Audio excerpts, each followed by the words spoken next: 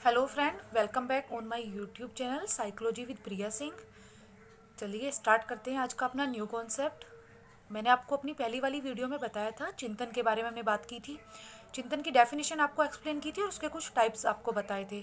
कुछ टाइप्स और हैं चिंतन के जो उसमें से छूट गए थे, जिन्हें हम आज कवर करेंगे। पहले हम चिंतन एक बार फिर से रिकॉल कर लेते हैं। चिंतन होता क्या है और उसके कितने प्रकार हैं। मैंने आप लोगों को बताया था, चिंतन किसी भी समस्या समाधान के लिए हमारे माइंड्स में जो आइडियाज़ आते हैं वही आइडिया जो है थिंकिंग होते हैं, विचार चिंतन होते हैं। क्योंकि किसी भी प्रॉब्लम को सॉल्यूशन करने के लिए, अगर कोई भी प्रॉब्लम हमारे माइंड में तब आती है, उसे सॉल्व करने के लिए हमें अपने माइंड में थिंकिंग करनी पड़ती है, विचार लाने पड़ते हैं। जब न्यू न्यू आइडियाज़ आते हैं और उन आइडियाज़ को इम्प्लीमेंट किया जाता है, वही आइडियाज़ जो होते हैं वही हमारी थिंकिंग प्रोसेस कहलाता है। ओके, मैंने आपको बताया था कि चिंतन के 2 टाइप होते हैं मेनली, जो ज़्यादातर एग्जाम में पूछे जाते हैं। फर्स्ट बताया था मैंने आपको स्वैलीन चिंतन, और सेकंड यथार्थवादी चिंतन। स्वैलीन चिंतन, जैसे कि आप जानते हैं स्वैलीन चिंतन कौन सा होता है। स्वैलीन चिंतन होता है खुद में ही मगन रहना, जिसका वास्तविकता से कोई रिलेशन नहीं होता है, वहाँ पर हमारा स्वैलीन चिंतन होता है। और सेकंड बताया था मैंने आपको यथार्थवादी चिंतन। यथार्थवादी चिंतन वह होता है जिसका रिलेशन ही वास्तविकता से होता है। ओके, चलिए स्टार्ट करते हैं हम।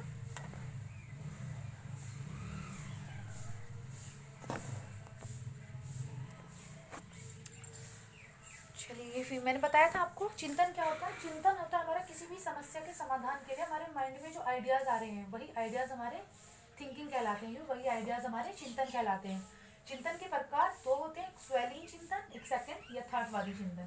स्वैलीन चिंतन क्या होता है, जिसका वास्तविकता से कोई रिलेशन नहीं होता है, वास्तविकता से परे वाला चिंतन, जो सिर्फ एक इमेजिनेशन बेस्ड होता है, उसे बोलते हैं स्वैलीन चिंतन। यथार्थवादी चिंतन, यथार्थवादी चिंतन क्या होता है। यथार्थवादी चिंतन होता है हमारा जिसका रिलेशन ही सिर्फ वास्तविकता से होता है। ओके, जो यथार्थवादी चिंतन होता है वैसे वास्तविकता पर आधारित होता है।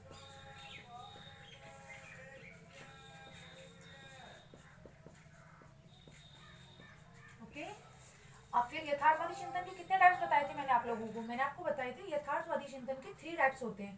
फर्स्ट होता है अभिसारी चिंतन। अभिसारी चिंतन, ये अभिसारी चिंतन क्या होता है, आप लोगों को याद होगा, जिसे हम क्लोज एंडेड बोलते हैं, तो बंद मुक्त वाला अंश है ना। जो हमारा अभिसारी चिंतन होता है जिसका सिर्फ एक ही स्पेसिफिक आंसर होता है, जिसका समस्याओं पे सिर्फ एक ही केंद्र बिंदु होगा, जिसका केंद्र बिंदु सिर्फ एक ही होगा, हर तरफ से आंसर सिर्फ एक ही होगा, कोई किसने भी देगा बट आंसर स्पेसिफिक एक ही आंसर होगा, वहां पर हमारा अभिसारी चिंतन होता है। जैसे हमारे देश के प्रधानमंत्री कौन है, उस आंसर को हम अपने अपने अकॉर्डिंग चेंजेस नहीं कर सकते ना, जो हमारे हैं वही रहेंगे। हमारी राजधानी क्या है जो है वही रहेगी, स्पेसिफिक आंसर है, उसमें हम चेंजेस नहीं कर सकते। ओके, तो अभिसारी चिंतन में क्या होता है, वो सिर्फ एक ही स्पेसिफिक आंसर होता है। सेकंड मैंने आपको बताया था अपसारी चिंतन। अपसारी चिंतन क्या होता है, अपसारी चिंतन होता है हमारा open ended. Open ended mean उसमें इतने आंसर दे सकते हो आप अपने अकॉर्डिंग। अपसारी चिंतन का मीनिंग ये होता है कि आप अपने अकॉर्डिंग आंसर दो, कितने भी आंसर दे सकते हो। अगर मैं आपसे किसी की क्वालिटीज पूछने लग जाऊं, आपकी हैबिट्स पूछूं, तो आप अपनी हैबिट भी एक से ज्यादा बताएंगे, तो जहां पर हमारा आंसर एक से ज्यादा होगा वही हमारा अपसारी चिंतन होता है। ओके, जैसे आपसे मैं पूछूं कि हमारे राज्य के उत्तर प्रदेश के आपको क्या क्या क्वालिटीज हैं आपको अच्छी लगती हैं, तो वो क्वालिटीज आप एक वर्ड में नहीं बता सकते, आपको उसके लिए अपने अपने अकॉर्डिंग से अलग अलग क्वालिटीज बताएंगे। वही क्वालिटीज जो होती है वो हमारी अपसारी चिंतन में आती है। ओके, थर्ड था इसके अंदर हमारा आलोचनात्मक चिंतन। आलोचनात्मक, जैसे कि नाम से पता चल रहा है कि हाँ, किसी चीज की आलोचना करना, गुण और दोषों को डिफाइन करना, वहां हमारा आलोचनात्मक चिंतन होता है।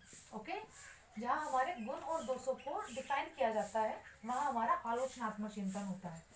ठीक है, अब हम देखते हैं चिंतन के अन्य प्रकार जो हमारे छूट गए थे। ओके, तो चलिए स्टार्ट करते हैं। चिंतन के अन्य के अंदर फर्स्ट हमारा आता है प्रत्यक्षात्मक चिंतन।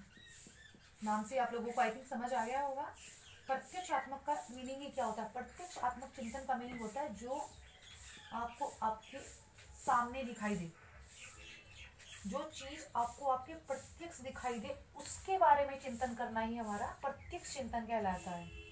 ठीक है, कोई भी वस्तु, कोई भी चीज, कोई भी इंसान जो भी है, हम उसके बारे में अपने माइंड में जो भी थिंक कर रहे हैं, सामने है हमारे, वो उसके बारे में फिर हम सोच रहे हैं, वही हमारा प्रत्यक्षात्मक चिंतन कहलाता है।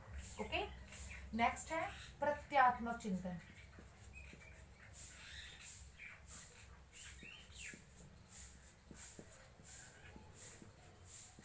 प्रत्यात्मक चिंतन, जैसे कि नाम से पता है, प्रत्यात्मक, जो चीज हमें दिखाई ना दे उसके बारे में चिंतन करना, जो चीज हमें दिखाई ना दे उसके बारे में चिंतन करना, वही हमारा प्रत्यात्मक चिंतन कहलाता है। यहाँ हमारा प्रत्यक्षात्मक, जो चीज हमारे सामने है उसके बारे में हम विचार कर रहे हैं, वो हमारा प्रत्यक्षात्मक चिंतन कहलाएगा। लेकिन जो चीज हमें दिखाई ही नहीं दे रही है, जिसका हमें पता ही नहीं है कहाँ है, क्या है, कैसे है, हम उसके बारे में जब विचार करते हैं, वहाँ हमारा प्रत्यात्मक चिंतन कहलाता है। ओके, थर्ड इज काल्पनिक चिंतन।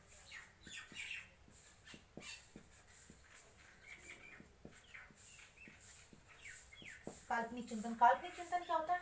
जैसे कि नाम से पता चल रहा है, हमारी कल्पनाओं पर आधारित, पूर्व अनुभवों पर आधारित, हमारे पास्ट में जो हो चुका है उसके बारे में जो हम चिंतन करते हैं, वहाँ हमारा काल्पनिक चिंतन कहलाता है।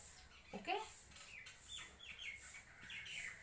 जब हमारे पूर्व की बातें हम करते हैं, जो अनुभव हमारे हो चुके हैं उनके बारे में जो हम थिंक करते हैं, वहाँ हमारे काल्पनिक चिंतन कहलाता है।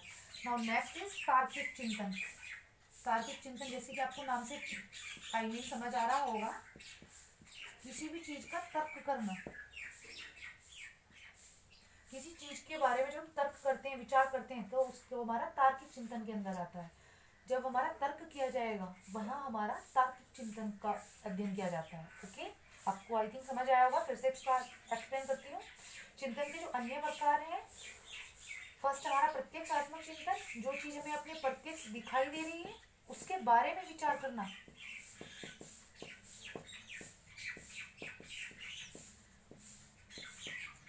बारे में विचार करना, वह हमारा प्रत्यक्षात्मक चिंतन है। प्रत्यात्मक चिंतन, जो चीज हमें दिखाई ही नहीं दे रही है उसके बारे में विचार करना। यहाँ कुछ दिखाई नहीं दे रहा बट उसके बारे में विचार करना, वह हमारा प्रत्यात्मक चिंतन होता है। काल्पनिक चिंतन, जो चिंतन हमारे पूर्व अनुभवों पर, हमारे पास्ट की चीजों पर डिपेंडेड होता है, उसके बारे में सोचना। जो हमारी पास्ट में की हुई क्रियाएं हैं, पूर्व अनुभव है, उनके बारे में सोचना, वही हमारा काल्पनिक चिंतन कहलाता है। नेक्स्ट इज तार्किक चिंतन। तार्किक चिंतन होता है किसी भी चीज का, वस्तु के बारे में हम जब तर्क करते हैं, वो तर्क ही हमारा तार्किक चिंतन के अंदर आता है।